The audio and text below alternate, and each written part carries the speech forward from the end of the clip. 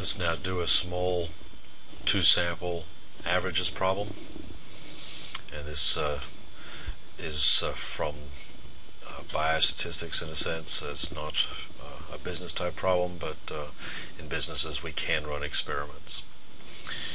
Alright, in the search for an anti-cancer drug, cancerous tumors were implanted in 9 mice, out of which 3 were given an experimental drug, the rest were not, and are called the control group.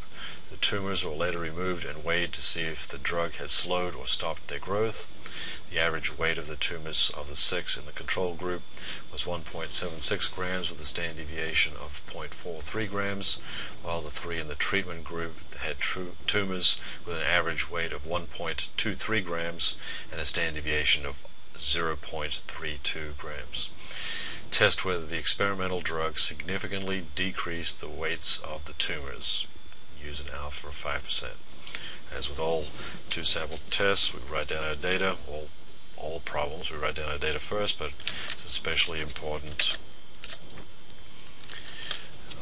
for two-sample tests so that we make sure that we know exactly which is group 1 and exactly which is group 2. So 1, we'll do the control, and the control group, that is those that were not given the drug. N1 is 6. The average weight of the tumors for those 6 mice is 1.76 grams. The standard deviation of the tumors 0.43 grams. Second, the treatment, those mice that were given the drug,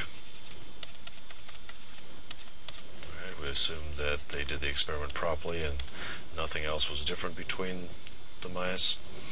So N2 is 3.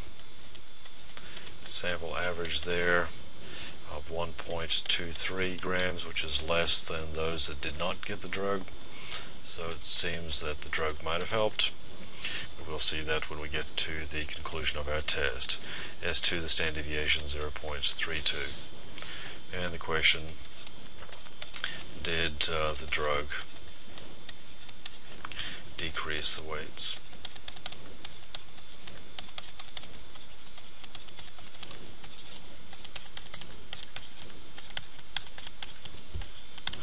And we're going to answer that question with an alpha of 5%.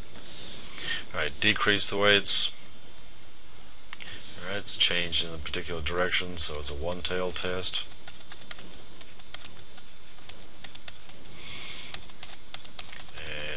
As with all our one-tailed tests with Z's and T's, we ask which tail.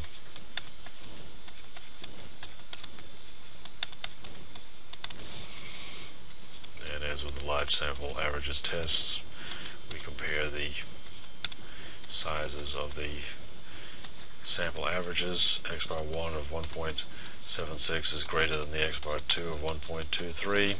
So again, we'll do an upper tail test. Alright, greater than means an upper tail test. Less than would be lower tail. And the alternate would have that greater than sign. But the population equivalent, instead of X bar 1 being greater than X bar 2, we have mu1 being greater than mu2. In the sample we have a decrease. Alright, it starts off without the drug of 1.76, with the drug 1.23, so that's a decrease. Alright, we have a decrease that leads us to the alternate.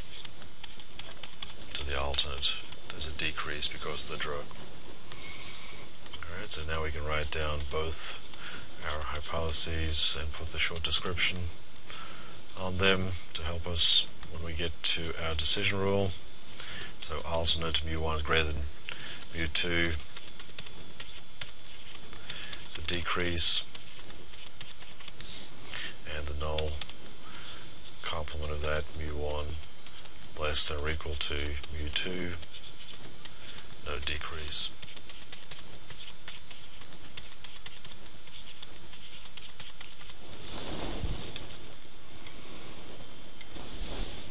Averages problem, next step, degrees of freedom, n1 plus n2 minus 2. this case it's 6 plus 3 minus 2, which is 7, clearly less than 30. So we're going to use the t with 7 degrees of freedom and do the small sample test.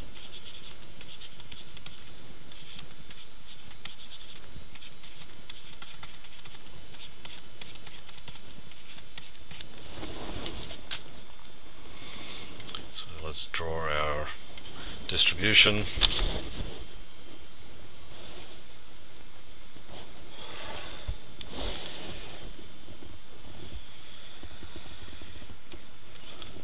This will represent our t with 7 degrees of freedom, 0 for the midpoint. It's an upper tail test with an alpha of 5%. So we're going to go to the tables, look for t with 7 degrees of freedom and 5% in the tail.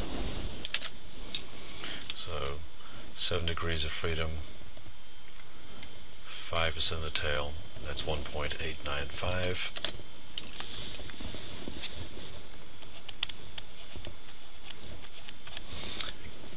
Doing an upper tail test here, so the critical value is positive 1.895. So, decision rule will go as follows. If we get in the acceptance region where the alpha is not, it is possible the null is true, it's possible there was no decrease.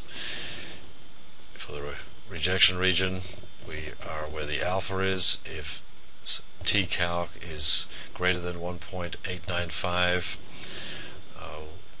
it's likely there was a decrease.